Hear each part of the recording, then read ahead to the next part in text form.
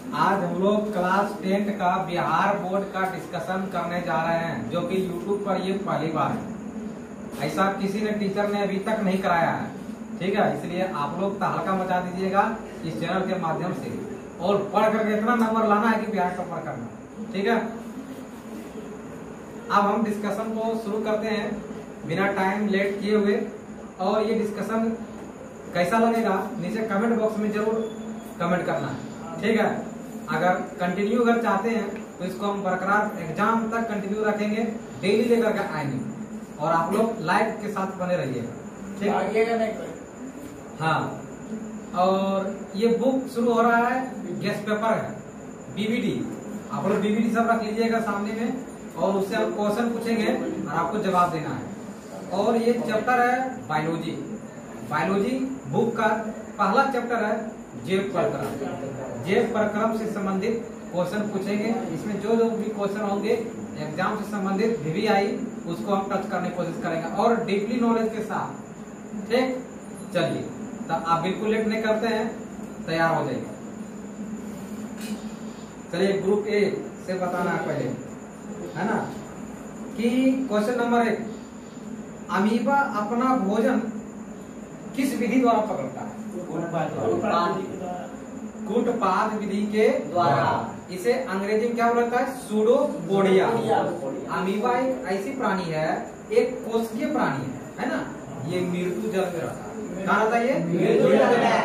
ये अपना भोजन को भोजन राजधानी में क्या रखता है? संचित कर करके रखता है। और अमीबा का जो मुख्य भोजन जो होता है ना, शैवाल के छोटे छोटे टुकड़े, डाइटम के छोटे छोटे टुकड़े होता है। और इसकी एक और रहस्यमय बात है कि अमीबा का आकार बिल्कुल अनिश्चित होता है। अमीबा का आकार कैसा होता है? अनिश्चित और निश्चित, ठीक है। समझ में आ रहा है ना? चलो, ग्रुप बी से अब क्वेश्चन है। ये क्वेश्चन 2019 के बिहार बोर्ड में पूछा हुआ क्वेश्चन है, ठीक है। देखिए, वसा का पाचन कौन करता है? लाइटें। वसा का पाचन कौन करता है? लाइटें। आप लोगों को पता होना चाहिए कि हमारे शरीर के अंदर अगर वसा सबसे अधिक हो जाती है ना, जिसको हम लोग बोलते हैं आमतौर पर चर्बी हो जाना, तो वो शरीर थोड़ा सा हेल्थ हो जाता है, ठीक। और वसा में ही सबसे अधिक ऊर्जा होती है। वसा में सबसे अधिक क्या होती है? ऊर्जा होती है, ठीक। वसा को अंग्रेजी में क्या बोला जाता है? फैट बोलते हैं। इसे क्या बोलते हैं? फैट। आपको जरा सा इसके बारे में डिटेल से बताते हैं। आप लोग बायोलॉजी में अंतःप्रद्रवी जालिका का नाम सुने होंगे, है ना। अंतःप्रद्रवी जालिका कितने प्रकार के होते हैं? दो प्रकार के होते हैं। एक होता है खुरदरी अंतःप्रद्रवी जालिका, एक होता है चिकनी अंतःप्रद्रवी जालिका, ठीक है। तो जो खुरदरी अंतःप्रद्रवी जालिका जो है ना, वहाँ पर क्या बनता है? राइबोसोम रहता है। वहाँ पर राइबोसोम के छोटे छोटे टुकड़े के रूप में क्या रहते हैं कोशिका के अंदर बिखरे हुए, और वो क्या करता है? प्रोटीन संश्लेषण करने का काम करता है। इसीलिए राइबोसोम को बोला जाता है प्रोटीन का फैक्ट्री। क्या होता है उसे? प्रोटीन का फैक्ट्री बोलते हैं। ठीक उसी प्रकार ये बताया आपको किसके बारे में? खुरदरी के बारे में। अब चलिए चलते हैं चिकनी अंतःप्रद्रवी जालिका। नाम से ही स्पष्ट है, चिकनी, यानी चिकनी पर ही कौन सा बनता है? वसा। वसा की उत्पत्ति कहाँ होती है? चिकनी अंतःप्रद्रवी जालिका। वसा चिकन ही होता है। हम लोग साबुन जो लगाते हैं वो साबुन के तरह चिकन होता है ना, उसमें वसा का ही अंश रहता है, ठीक है। चलिए, अब इसे रिलेटेड क्या करें, अब आगे बढ़ते हैं। ग्रुप ए से क्वेश्चन है, सभी हरे पौधे किस प्रकार के होते हैं? स्वपोषी होते हैं।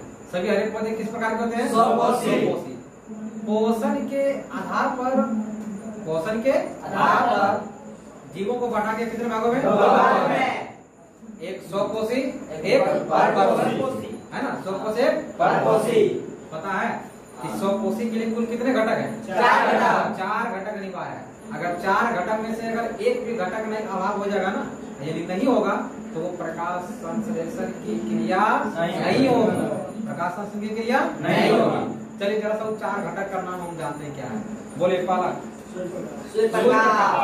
दूसरे घटक का नाम होगा क्लोरोफिल, तीसरे घटक का नाम होगा जल, चौथे घटक का नाम कार्बन डाइऑक्साइड, ठीक है। इन चारों घटक मिलकर करके प्रकाश संश्लेषण की क्रिया होती है, जिससे कि पेड़ पौधे अपना भोजन क्या करते हैं, स्वयं तैयार कर लेते हैं। इसीलिए पेड़ पौधे को बोला जाता है स्वपोषी। कौन पोषी? स्वपोषी। ठीक है, और डिटेल में चाहिए तो और बोलिएगा, और डिटेल में कर देंगे। ठीक है, अभी थोड़ा सा चलते हैं। चलिए, ग्रुप बी से क्वेश्चन रहा है, बताना है किसकी उपस्थिति के कारण रक्त लाल दिखाई देती है? हीमोग्लोबिन के कारण। यानी कि हमारे बॉडी के अंदर जो रक्त होता है ना, रक्त का देखिए कितना नाम है, रक्त बोलिए, अंग्रेजी में ब्लड बोलो, रक्त या लहू या खून सब एक ही से है ना। इसका जो रंग होता है लाल, किसके कारण होता है? हीमोग्लोबिन के कारण होता है।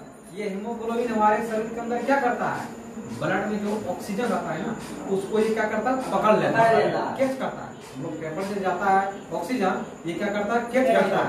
पकड़ लेने के कारण वो शरीर के संपूर्ण भागों में क्या करता है, फैला देता है ना। इसीलिए रक्त को परिसंचरण तंत्र के भी कहा जाता है। वो परिवहन का भी क्या करता है, काम करता है, जिसे बोलते हैं ट्रांसपोर्ट। क्या बोलते हैं? ट्रांसपोर्ट। ठीक है, चलिए और एक क्वेश्चन और इसके बारे में बता देते हैं कि रक्त क्या है। रक्त एक हमारे बॉडी के अंदर रक्त तरल की अवस्था में रहता है।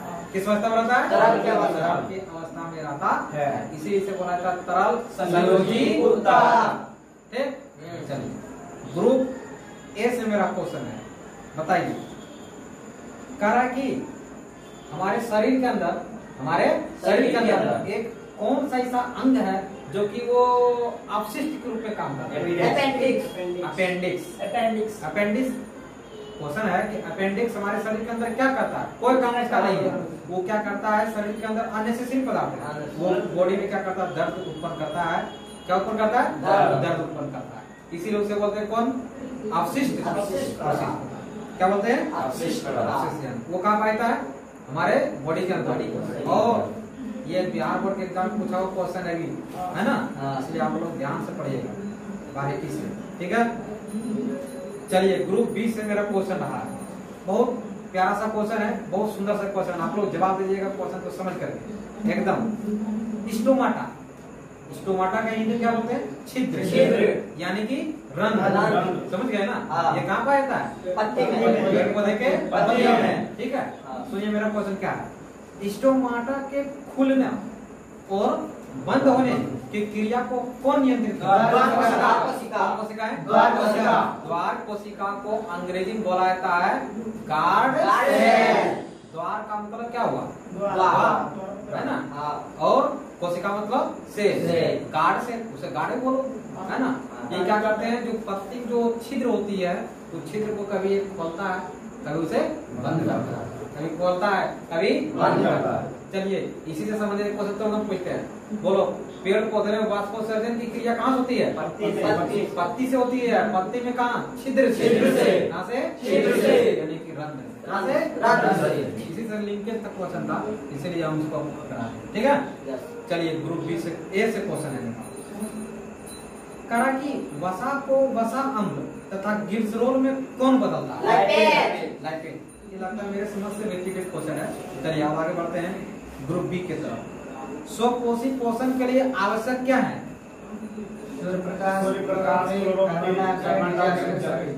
यानी 4 घटक। कितने घटक? 4 घटक। इसके बारे में फुल डिस्कशन पहले वाले क्वेश्चन में हम कर चुके हैं। ठीक है, इसके बारे में आप जानकारी लेने की जरूरत नहीं है। अगर तो कोई प्रॉब्लम होगा तो इसे कमेंट जरूर कीजिएगा। चलिए अब बढ़ते हैं आगे। बहुत प्यारा सा क्वेश्चन है, सुंदर क्वेश्चन है। बताइए, मानव हृदय में कितने चेंबर पाए जाते हैं? 4 चेंबर। जैसा इस पर डिस्कस करते हैं। चेंबर बोलिए, चेंबर बोलो, या वेस्ट बोलना है, या कोष्ठ बोलना है, या कक्ष बोलना है, सबका नाम एक ही है। हमारे शरीर के अंदर कितने चेंबर पाए जाते हैं? 4 चेंबर पाया जाता है। 2 दायां के साइड और 2 बायां के साइड। अब जरा सा इसका नाम जानिए, ठीक है, तो याद ज्यादा हो। दायां हाथ है ना, ऊपर का हिस्सा आलिंग, दायां आलिंग, दायां निलय। अब आते हैं बायां पर, बायां आलिंग, बायां निलय। 2 2 4 चेंबर पाएगा। ये बिहार बोर्ड के एग्जाम में क्वेश्चन पूछा हुआ है, आप लोग ध्यान से रखिए, फिर परीक्षा में क्वेश्चन टपकेगा, समझ गए। चलिए ग्रुप बी की तरफ से मेरा क्वेश्चन है, कहा कि बताइए मलेरिया के लिए कौन सा परजीवी जिम्मेदार होता है? प्लाज्मोडियम। ये इससे क्या होती है? मलेरिया, है ना, प्लाज्मोडियम के कारण। चलिए ग्रुप ए से, कवक में, किसमें? कवक में पोषण की कौन सी विधि पाई जाती है? कौन जीवी? मृतजीवी पोषण, ठीक है। जिसको मृतजीवी को अंग्रेजी क्या बोलते हैं? सैप्रोफाइट्स बोला जाता है। चलिए ये वीडियो बहुत लंबा हो गया है, आज ये मेरा पहला ट्रायल था, अगर ये अच्छी तरह से चलेगा तो इसको और हम जारी रखेंगे आगे, है ना। ये क्वेश्चन नंबर तक आज 11 नंबर तक हम डिस्कशन किए हैं, और अगले दिन हम 11 के बाद से डिस्कस करेंगे। और आप लोग एक बार जरूर को है ना थोड़ा सा रीडिंग दे दीजिएगा, ताकि उनका पूछे ना दिमाग में क्लिक करेगा, समझ में ज्यादा आएगा, ठीक है। याद कराना मेरा काम है, मेरा जिम्मेदारी है, ठीक है। लेकिन एक बार पेज पर करके देखना तुम्हारा काम है। एग्जाम में तुम जाओगे लिखने के लिए ना, क्या हम लिखने जाएंगे? नहीं, हमारा काम है याद कराना, ठीक। तो जय हिंद, जय भारत।